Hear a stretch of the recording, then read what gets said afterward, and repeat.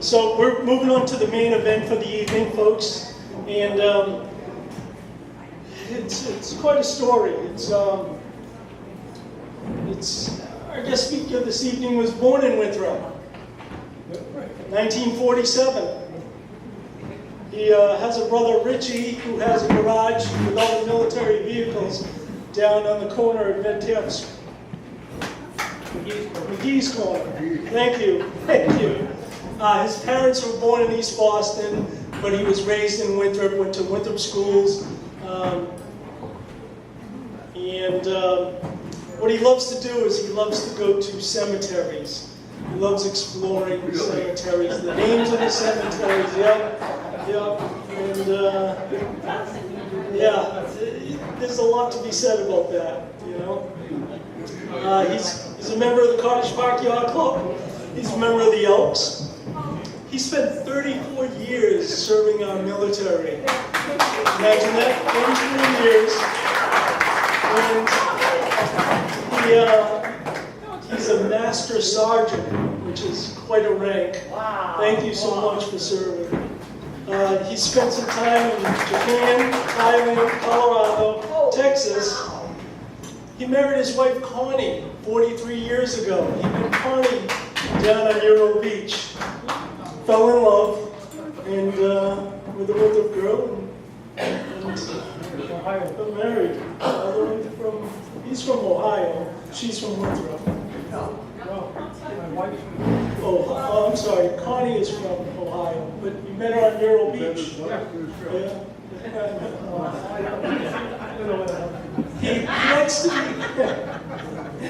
be. He's so versed in many things with the military, but he likes to be referenced as a Winthrop historian. He knows a lot about Winthrop. How lucky are we? You might have seen him around town restoring memorials with the help of Richard Honan. And he's a member of the Ancient and Honorable Artillery, which is the oldest artillery in the United States. It was founded by Governor John Winthrop. It gives me a great pleasure to announce Bob Duval.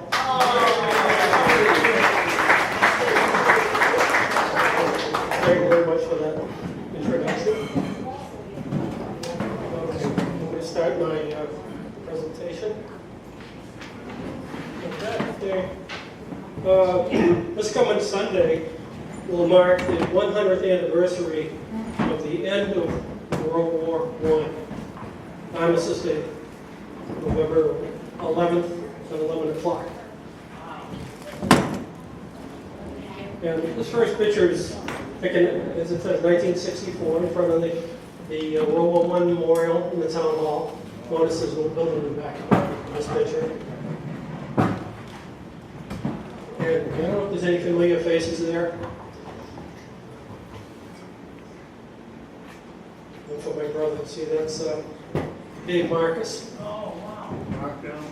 Markdown Marcus. So Mr. Junior high school principal. Fleming, Mr. Fleming. There's a lot of people. Jerry Carls. He was a selectman in the 50s.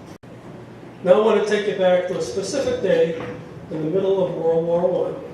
As you can see, it's the 4th of July, 1918. And here's the old high school. I don't know how many people remember the old high school. And the Ingleside Park. And there's a flag to the far left. And if this was in focus, you could see it says 900. And that's the service flag. And at that time, on the 4th of July, there were 900 Winthrop people in the military serving. And that's at the town with approximately 11,000. So nearly 10% of the population was in the service. I guess that might be right. For anyone who doesn't know exactly where that location is, that's approximately, that's where it is. Does that make more sense to some people? Yes. Okay, so, okay. So at this time, we've been at war. The war will be ending, because we know it now. The war will be ending in about 4 months. And we were already well into 14 months into the war. And we had one war death at this time. And the person who was killed in France was the very first person ever to die from Winthrop in any war. This was the first battle death in the history of Winthrop. It took place 2 months before this picture was taken. Prior to that, the Civil War, we had veterans from the Civil War, but none died. None officially died. And it's the same thing for the Spanish-American War, which didn't last that long. What was Now- the first veteran to die? What I'll, was his name? he's coming up, Okay. because we're going to come back to that.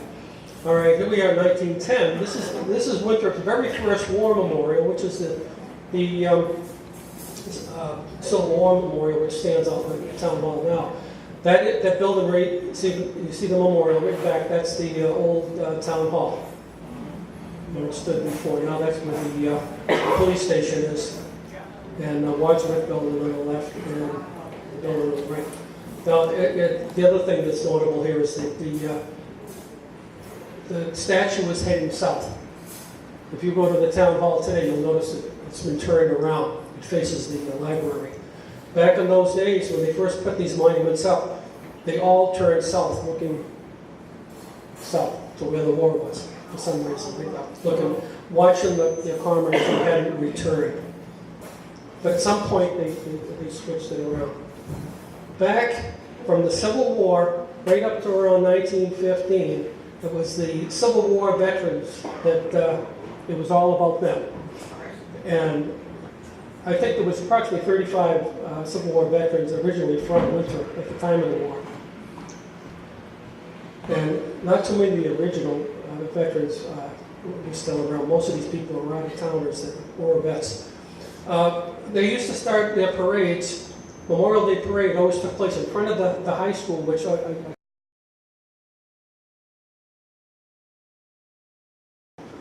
and they would go up Pauline Street, down Pleasant, down Winthrop, and they would stop at this location here at the corner of Winthrop, and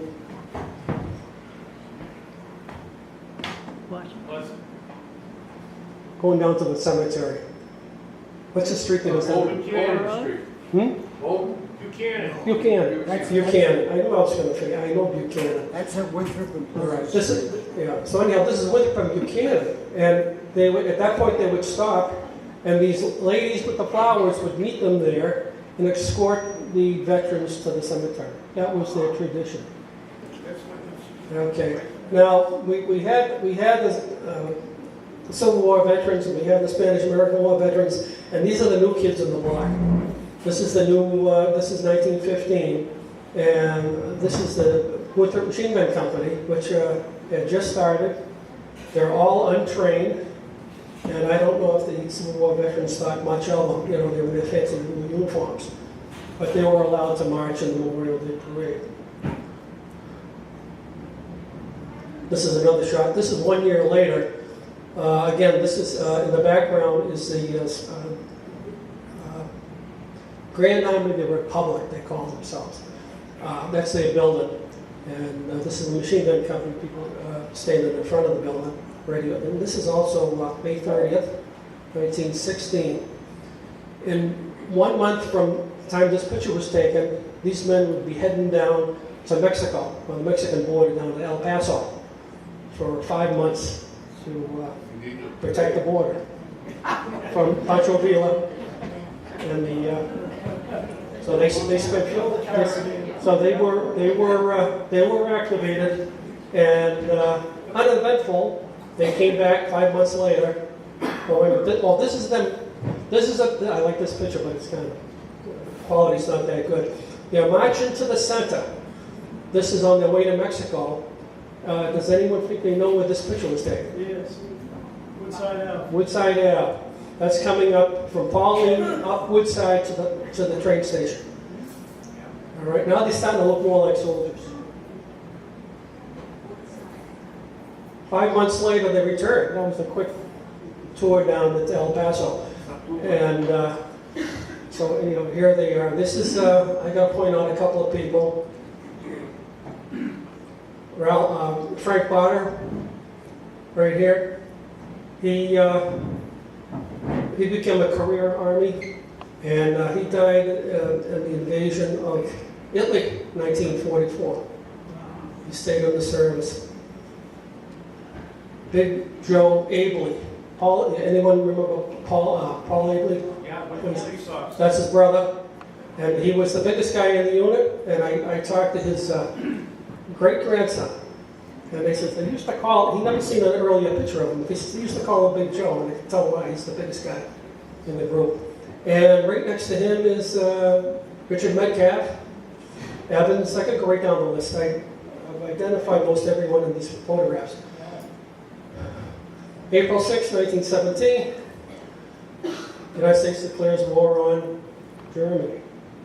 World War I starts, or the Great War. Obviously, they didn't call it World War I and World War I. And there's a couple of shots of the guys down. Their machine gun company had their armory down on Court Road, and they would train out on the beach. Who's the black guy? The black guy is actually, he's not black, he's actually Indian, and Skip Parker. And this is his father, David. And they all lived up here. He was a plasterer. But he looks black. And it says on his draft card, he says he's Native American. Maybe he was just passing, I don't know.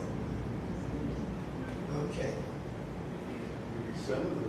Simon Donovan right here. And Bill Miller's brother, Louis. Big Joe, did I call him Abley before? Joe Abley. Tallest guy in the unit. Okay. I got 74 pictures, so I couldn't tear through these fast. I want to get the buzz up. Okay, another real quick shot of the encampment down on Court Road Beach. That's East Boston in the background. And this building right over here is part of their armory. This whole building complex. It's for sale right now. But it's not there. It burnt down in 1921. We're on Court Road. Well, this area here would be 143. It's past the creek. I'd have to take it. Halfway, yeah, maybe less than halfway. There were no houses at that time. So when the war started, they needed to recruit men. We already had the machine gun company. These guys were already in, if they liked it or not. And we had to register. Now, for some reason, and all the draft cards, and I have quite a few copies of all their draft cards, and it was done on the 5th of June. They all showed up across the country. You showed up at your either voting place or your town hall, and men between the ages of 21 and 30 had to register for the draft. I'm surprised that it was not 18 to 30, because when we were in the draft, it was 18. So they gave these guys a break back then. But later on, they expanded the draft to an earlier age and a later age. But at this time, it was 21 to 30. And here's a typical draft card that would have to be filled out. In this case, Harold Crockford. Crockford died in a hurricane, the 1935 hurricane. Anybody hear about that one? Down the Keys, that wiped out 400-something people. He was down there? He was one of the guys who got killed in that. He was on a government work project. And he was a florist, and he sold his florist business to Lawson, Myron Lawson, back in 1933. The father, Myron. And of course, the son took over the business. Okay, and here's some more people ready to enlist in front of the old high school. And all the kids watching on are so happy. Most of these kids would be too old for World War II. They lucked out, too young for World War I. Now here's another group of new enlistees. And it appears to be the Elks. I haven't had anyone confirm that, but the medallions that they're wearing, the fellows in front, does that look like the Elks? Yes. Is it look like? I think it is. I wouldn't bet money on it, but all right, so. Okay, now, oh, and also this is the State Guard. State Guard, Winter State Guard was made up of men, older men or men who had disabilities that could still function, so but would never be sent. They were like backups to the National Guard, but they couldn't be sent out of the state. In 1917, the first women to be allowed into the Navy, and they were all yeomen. And if anyone can know any of those names, these are all winter ladies that joined the Navy, 1917 and 1918. And they're all yeomen, which would be yeoman as a clerical person. And they were used, some had gone down to DC, but most of them were used locally. So that was called the United States Naval Reserve Forces. There wasn't too many opportunities for women during the war, but this was one of them, which the Army had enlisted their nurses, but they weren't enlisted as Army, regular Army, and they didn't get commissions like they did in later years. These are all Winthrop women? These are all Winthrop women. And each one with the AEF, that's the American Expeditionary Forces. They all served overseas. I don't know if they served in France or they were in England, but I can guarantee they all seen some nasty stuff when they were over there, because that was one brutal war. The four names down below, I haven't been able to verify what branch they were in for sure, but I know that they were all discharged from the service, and they were all from Winthrop. So there was opportunities for women who wanted it, but not many. Now starts, this is August 12th, excuse me, and this is down, here we are at Court Road again. And this is the big send-off parade. This is the beginning of the big send-off parade for the machine gun company, because they've been notified and they would be going overseas. But these guys in the front here, this is the State Guard again, those old guys I told you about, and they're going to lead the parade. So the parade starts here at Court Road and goes down Johnson Ave. There's actually quite a few of the members live on Johnson Ave. And this is quite a parade. And this is what I was amazed when I heard how far these people marched on August 12th. Probably a hot August day with rifles on their shoulders. You can imagine. So down Johnson Ave to Cottage Park Road. It's like a left of Cottage Park Road. We marched up Cottage Park Road to Pleasant Street. Taking a right on Pleasant Street, and I did this for Jan. They marched down Pleasant Street, and the house on, that corner house on the left is William Shaw's house. And I don't know where he was at that particular day. That's Jan's grandfather.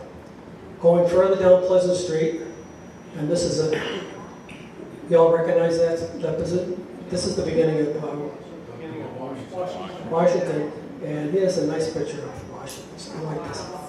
I always like this picture. Same shot, and it's the right time. It looks like it's around 1917. So, where did that come from? The parade continues down Washington Street, and that picture is taken from the Elks, up on top of the Elks. All right, and they come down there. In that house at the corner, does anyone know Mary Jane Von Corey? Yeah. That's her house right there with the flag. That's where she lives now. Just to give you an idea where that picture was taken. And here comes the machine gun company and the State Guard and everyone else. And as I passed by, they passed further on this. I had to throw in the Elks picture. All right. Yeah. Okay, passing down. Okay. And they passed through, across Shirley Street, and down Sturgis, right through to the beach. They take a right on the beach. Remember, it's August. I wouldn't want to walk this far. And they march all the way down the beach to Grover's. And they go up they go to Grover Street, up the Highlands. That is Cliff House. That's right across from the one from this. Yeah. And there's the Arms, Winthrop Arms. Now they work their way through, and I don't know, from then on, they worked there through different streets up in the Highlands. And then they came out, maybe it's at Quincy Street, and then on to Revere Street. Now when they got onto Revere Street, up the hill, this is, a lot of people wouldn't know where this is, but going up, this is the old officers' quarters up on Summit F. Yeah, at the top of Summit. And they got a big surprise when they decided to march up the street. They says, stand room only on Revere Street. All the Army personnel came out, and the people on the other side of the street, they cheered the machine gun company guys all the way up the street. They said it was quite the scene. Now, through McGee's Pond, sorry I don't have a picture of McGee's Pond. Not that I didn't have one. Past St. John's, which was only a couple of years old at the time. And now they get to this. This is what when I started analyzing this parade, and they get to what they call Columbia Square at the time, and there's the old State House. Now we're supposed to be heading to the Ingleside Park. So if you're at this point, you would think you would go down Pauline Street, but no, they got up Winthrop Street, which I would be really tired by this time. Past the Masonic building, and it was also the post office. Yeah, and then they, of course, now I realize why they were marching down Winthrop Street. This is the Metcalf Hospital, and Richard Metcalf is one of the soldiers in the machine gun company. And you can bet that I could see that his father, Dr. Metcalf, and the mother Maud, and his sister Caroline would be standing out on that porch. Quite the family. And I had to throw this in. There's a picture of that same front of that house with Richard Metcalf in the center, the little boy in the center. That's Richard Metcalf. And that's his father directly above him in the middle. And he was the chairman of the 50th anniversary of the town of Winthrop. 1852 to 1902. And he was fairly new in the town at the time, but he achieved that recognition to become chairman, and he was quite the revered man. And of course his son was the pride of his life. And this, David and his cousins, last year when they came and standing in front of the same house, he's the one that presented the sword to us. At 170, if anyone goes by 170 Winthrop Street, that's the old residence. And next door was the hospital itself, which was the Fraser Funeral Home. And we passed by the Osborne House. This is at Mill Ave, with the old Beaconville mansion in the background. I lived down there for a while. And, whoops, I jumped ahead. They come down to the end of Winthrop Street onto Pleasant again, retracking their way down Pleasant Street to Woodside. You recognize that? That's the corner of Woodside. And my brother and I would remember that old mansion, and Jeff would remember that too probably, the old mansion at the corner of Woodside, and that was torn down and there was a nursing home built. So they took the right-hand turn and directly down into the center, past the train station. That's where French Square is. And then they stopped at Terry's for a stop. If they let them stop, I'd be ready for something or a call. Yeah, and then directly into Ingleside Park. And they formed up there. That's the machine gun company with their backs to us in this picture, and on the right, looking this way, that's the State Guard. And there's another shot of them. There's the evening school in the background. And after all that walking, imagine an August day with their rifles, and now they have to listen to this guy tell them what a good job they're doing. But they'd be, by the 7th of, this is August 18th, by the 7th of September, they'd be on a ship on their way to France. And life would be different from then on. When they left, the commander of the machine gun company stayed behind with 6 of his top sergeants, and then they rebuilt another, they put together another machine gun company. And that truck in the background was a gift from the town of Winthrop. The state didn't, even though it was the National Guard, the town was responsible for some of the funds. And this was the new unit that was put together. The first unit of 75 men was all Winthrop men except for 2. This one here was made up of East Boston, Revere, and Winthrop. We had run out of people.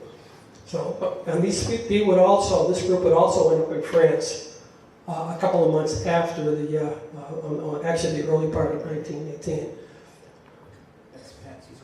And here we are back again. So now we're 4 months away. They've got the word that there was one casualty. Now again, the idea of a town going through all those years, never losing a man, and now the shock of losing one. And now we know for the next 50 years, 50 years from now would be 1968. Right, 1918, 1968, over 100 men and women would die in the service during that next 50-year period. But prior to that, so this was the first one was a shock. The first to die, like, was Alvin Gordon. Now, can anyone tell me about Alvin Gordon? Across the street on Payson Ave, there's a memorial with the flags.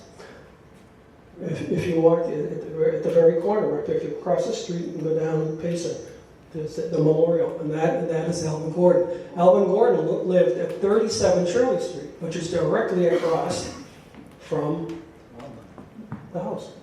Directly, I parked in front of his house. He was originally born in England, but he was the first casualty in April, so around 2 months prior. The very next casualty, I shouldn't say casualty. Casualty means you were wounded or killed. The very next battle death was Richard Lidcap, the pride of Winthrop. And he was going, at the time of his death, he actually got accepted to Harvard Medical College and was going to be a doctor like his dad.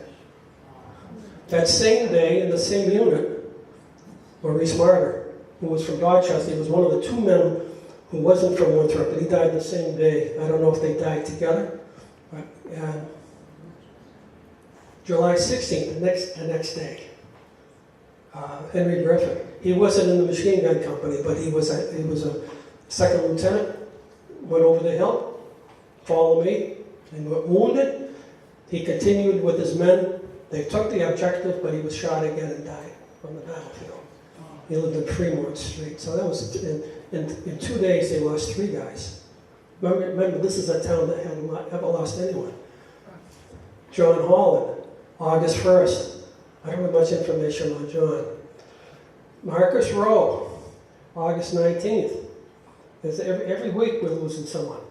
He lived down on, if you look at the address right underneath, he lived down there in Rainbow Valley. But he was an aviator. He joined the U.S. Air Corps and was transferred to British Air Corps. And as it was written up on his obituary that his machine fell from the sky in an accident. His machine. He was killed and he wasn't killed in combat, but he was killed in England. Francis Hoare was, I hope I say his name right, lived only a couple of doors down from Marcus, and he was actually a Canadian, moved to Winthrop, and he went back to Canada, joined the Canadian Army, and he was killed in action on the 27th of August. Stanley Ferber. awarded the Silver Star and got sick from dysentery and died in the hospital over there on September 4th. Simon Donovan, 30 Beale Street, Donovan's Beach, killed October 25th. Lincoln, George Lincoln Richardson, Johnson Ave, member of the Cottage Park Yacht Club. Yeah. Killed. He was, a mortar hit his trench that he was in. He was blown out of the mortar. He disappeared. The next day they had to go find his body. They had to go retrieve it. He was there and then he wasn't there. William Kelly, originally from East Boston, but he moved to Winthrop, lived on Johnson Ave. Actually, he lived with the commander.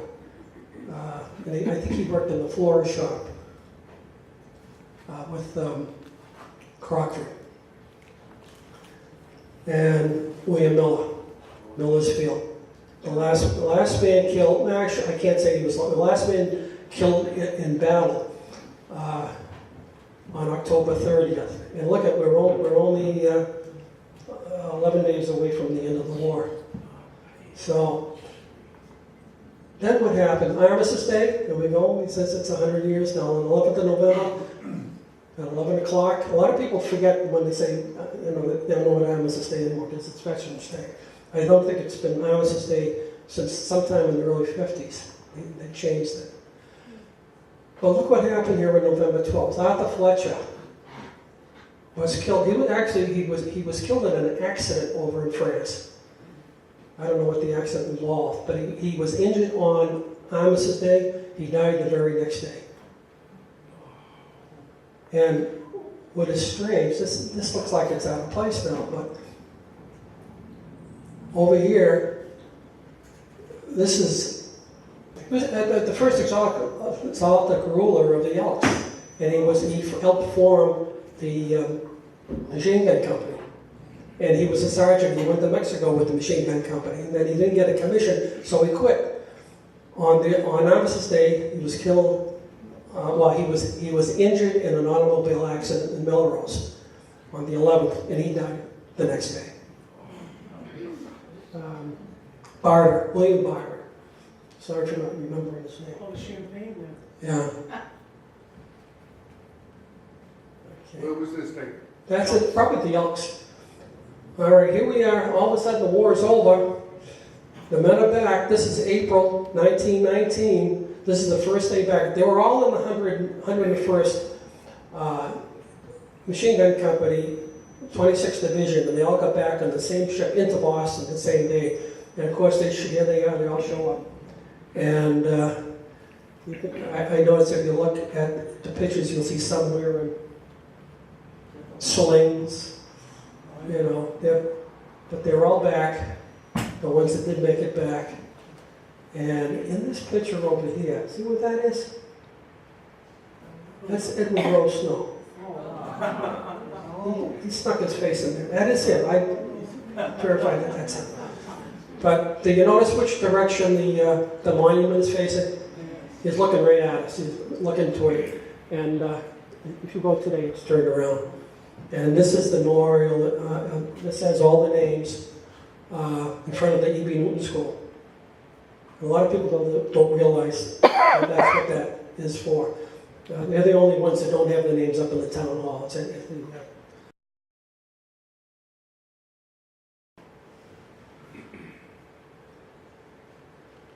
And here's a list. These is just the machine gun company guys that were wounded.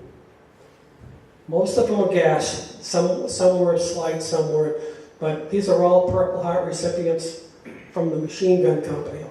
So out of a company of a little over 60, we had 39 wounded and 7 killed.